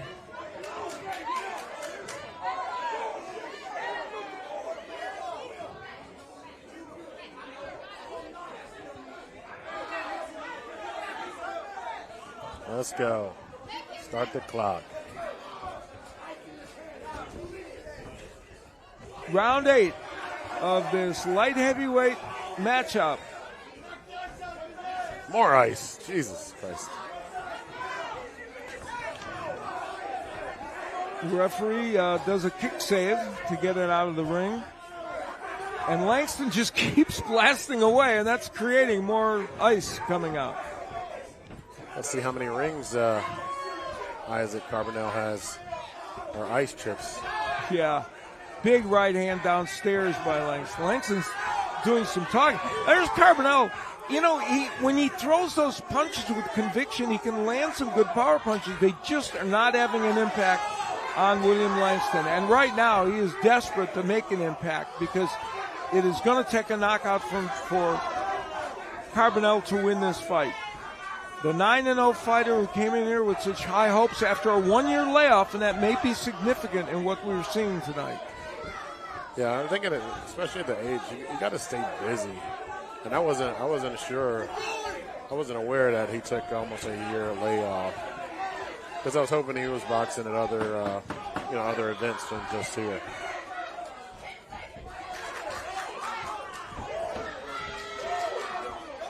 Moments left in this fight. That will do it. Great show by William Langston. 13-4-1 coming in. He had beaten 2 undefeated fighters before this, Caleb Hernandez and another fighter, and he had a draw with Dante Benjamin. And he probably repeated what he's done to a couple of undefeated fighters. And well, you can just tell by his record. I mean, he had 9 KOs, so you can tell that he has power, and he's put a lot of pressure on the Carbonell camp. See where do they go from there? Well, and from Langston's standpoint, with a 13 now probably a 14-4-1 record, and importantly, having had that good though losing performance against Coe early in his career, who is now at the cusp of fighting for a light heavyweight title, it may be enough to push him forward to get him some meaningful fights. But no question, this young man, the father of 4 sons, who grew up with a single mom and had some troubles in his early 20s, got a late start in boxing, but he had himself a night tonight. And for Isaac Carbonell, very disappointing evening, unless we get one of the worst decisions we've ever seen. Which, yeah, hopefully we don't. I'd say Ray Charles can call that fight. Yeah, I believe so.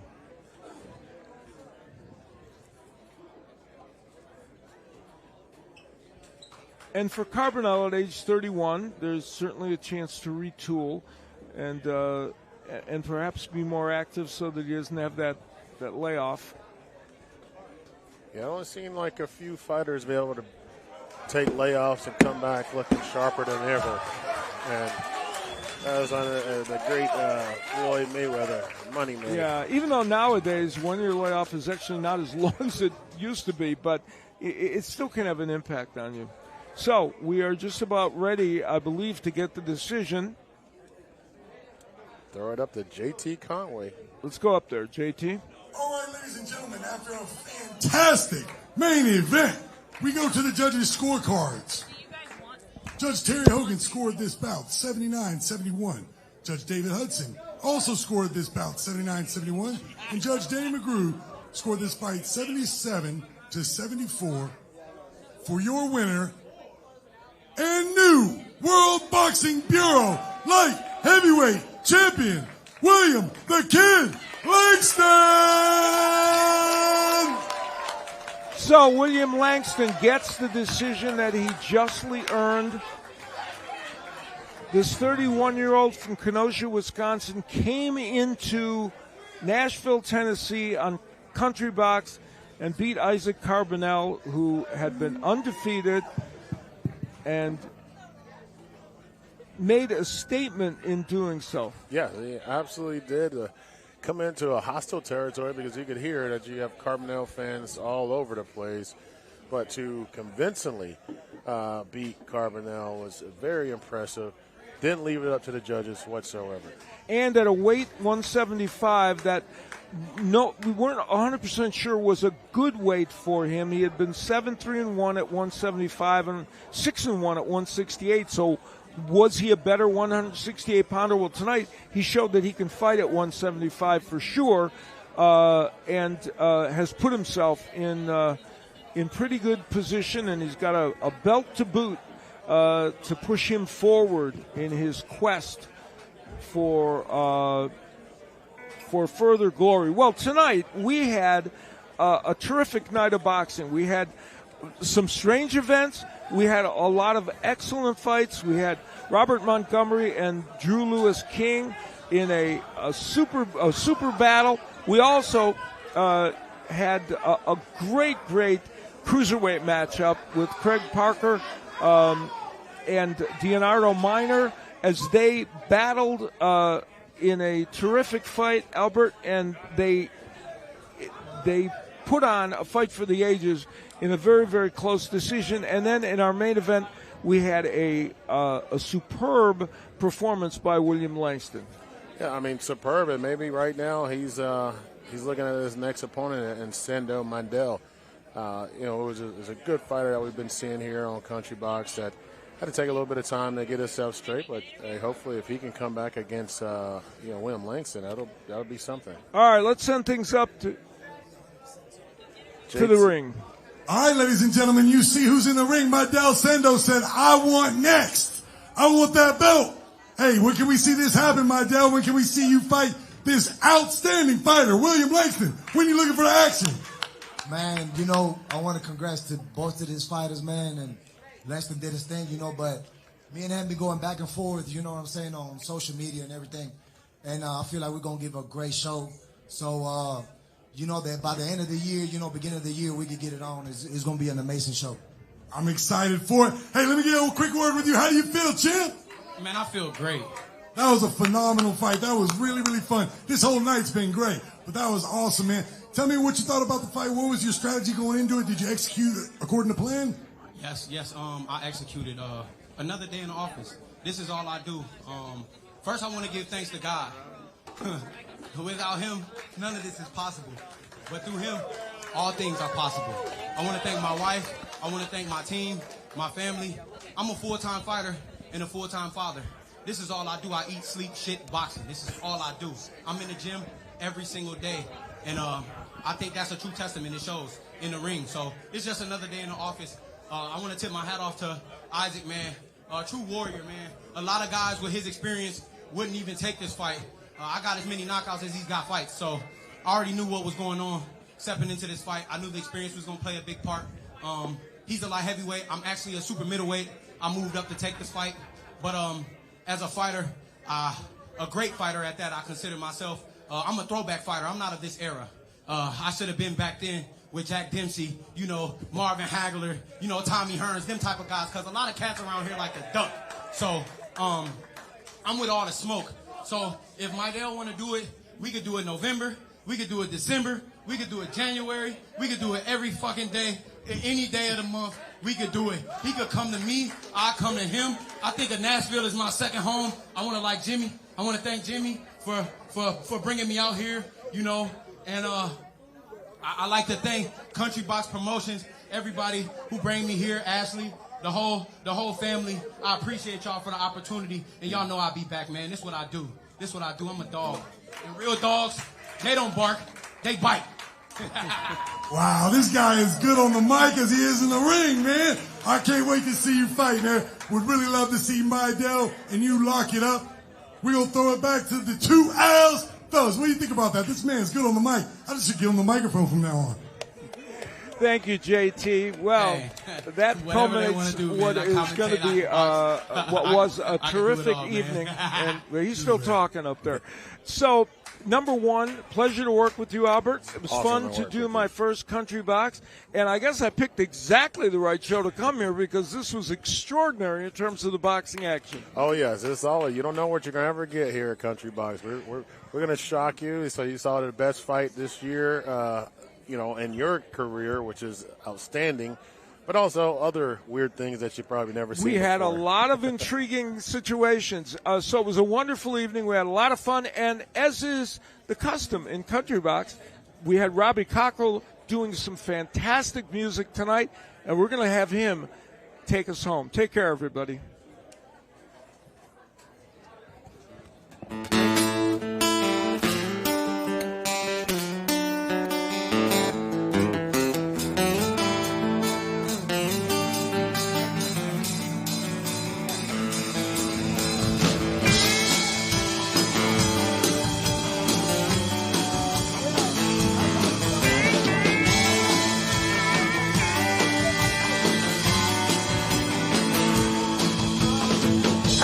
trouble and I found that song straight down the barrel of the long man's gun.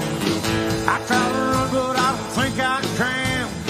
I make one move and I'm a dead man. Ain't living long like this.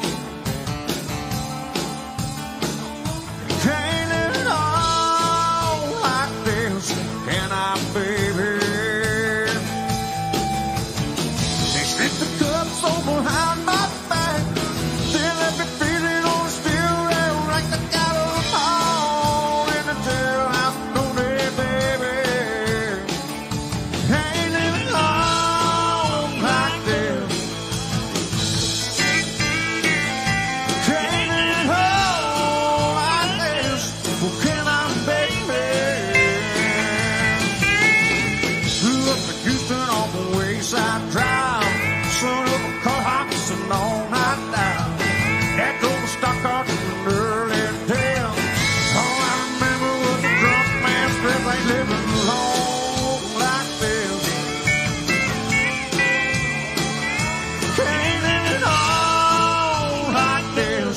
Can I, baby? You know the story how the wheel goes round. Don't let 'em take you to the man downtown. Can't sleep it all in the jailhouse. Can you, baby? Ain't living long like this. I can't live it all like this. Well, can I, baby? Oh, yeah.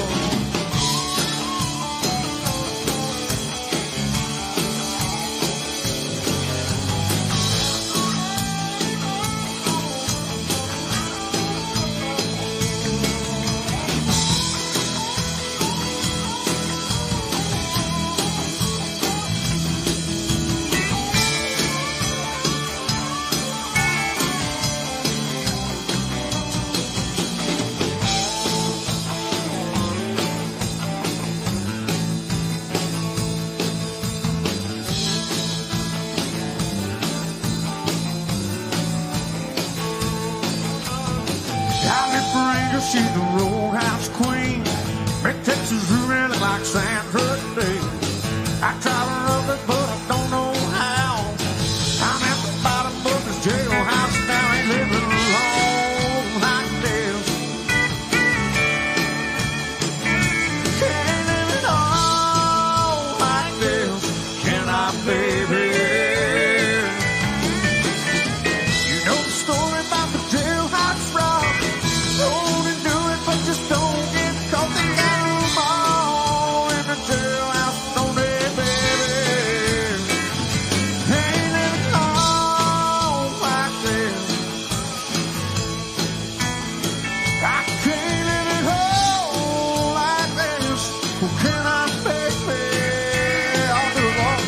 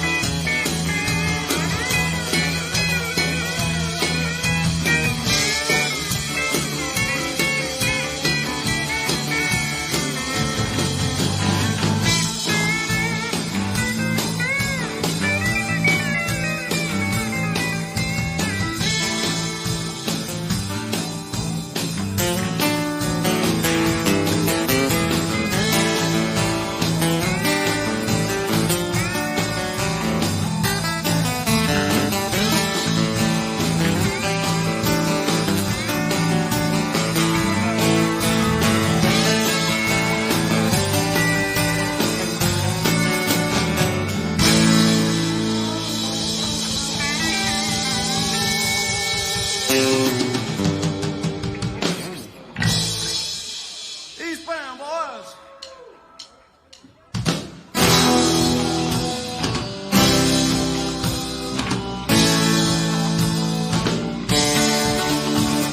Eastbound now, loaded up and truck.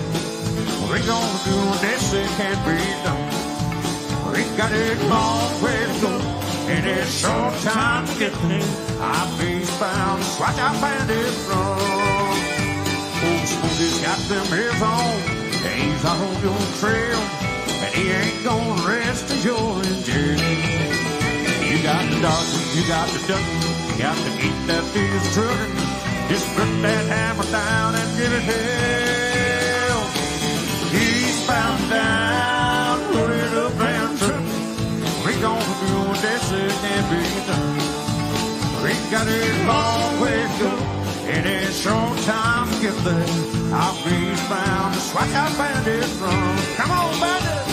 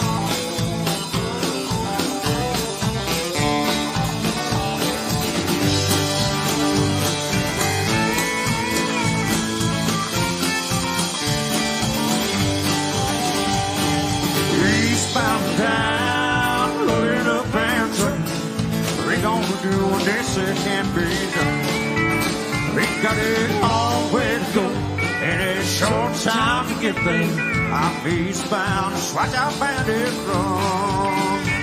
If you put hard on the pedal, someday find them bricks. Let it all hang out, cause we gotta run the big. The boys are thirsty in Atlanta, and this beer in Texarkana. They'll bring it back no matter what it takes. He's bound down, loaded up brand truck. What we gonna do with this? It can't be done. We got a long way to go, in a short time to get there. Our feet's bound to swatch out bandits from.